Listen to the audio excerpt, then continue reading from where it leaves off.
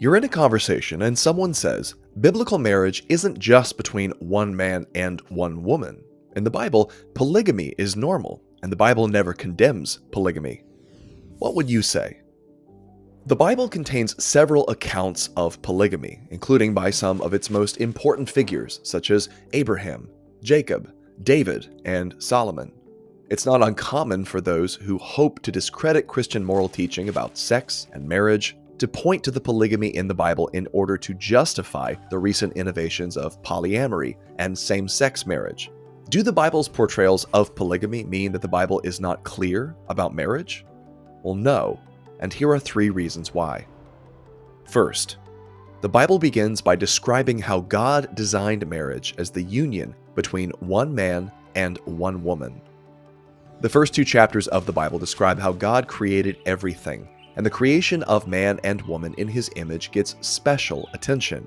In Genesis 2, God declared that it is not good that the man should be alone, and he vowed to make a helper fit for him. No animal could fill that role, so God put Adam to sleep, took a rib from his side, and created a woman. Adam exclaims, "This at last is bone of my bones and flesh of my flesh. She shall be called woman, because she was taken out of man." Much later, when Jesus was asked about divorce, he pointed back to this creation account as the definitive pattern for marriage. "Have you not read," he responded to his questioner, "that he who created them from the beginning made them male and female, and said, 'Therefore a man shall leave his father and his mother and hold fast to his wife, and the two shall become one flesh.'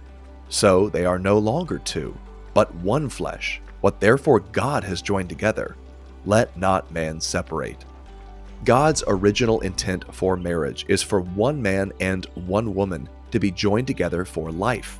Other arrangements, including polygamy, are departures from God's design. Second, polygamy is described in the Old Testament, but it is never endorsed and always brings negative consequences. The Bible is filled with honest portrayals of ancient practices and sinful behaviors such as slavery, concubinage, war, human sacrifice, incest, prostitution, and yes, polygamy.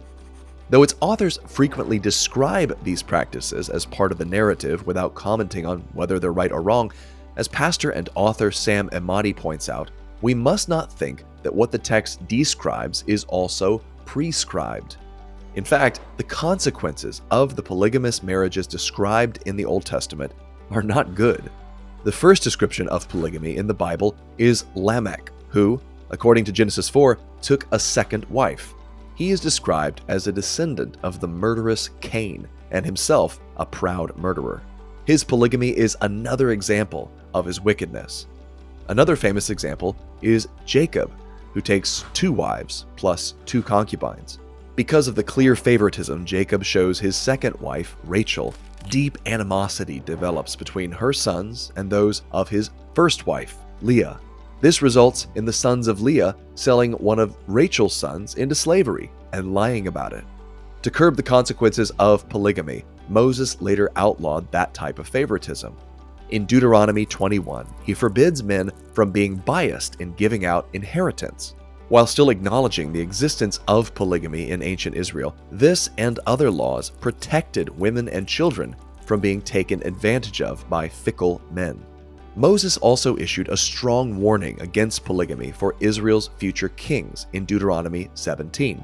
"And the king shall not acquire many wives for himself, lest his heart turn away." Later in the Old Testament, we read about a king who ignored this commandment, and his polygamy almost destroyed Israel.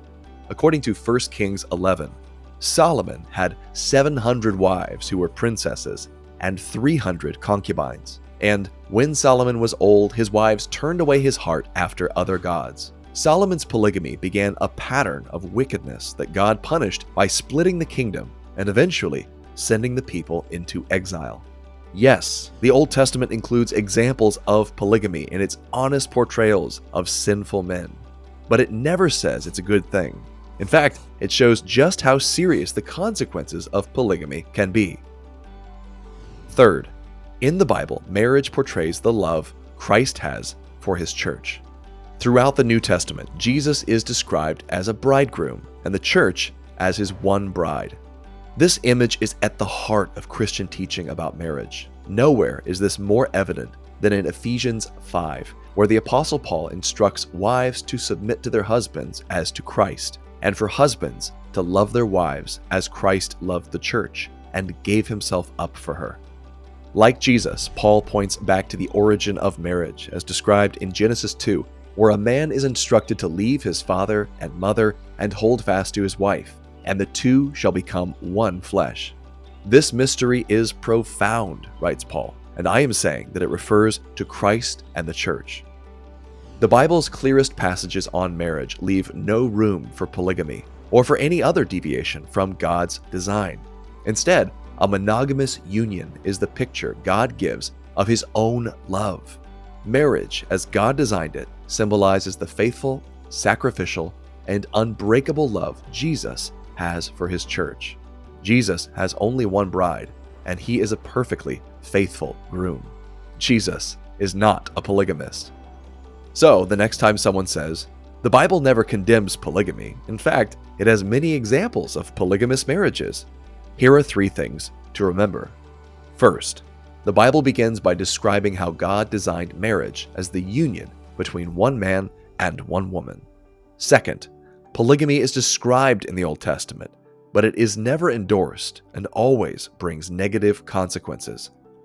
Third, in the Bible, marriage portrays the love Christ has for his church.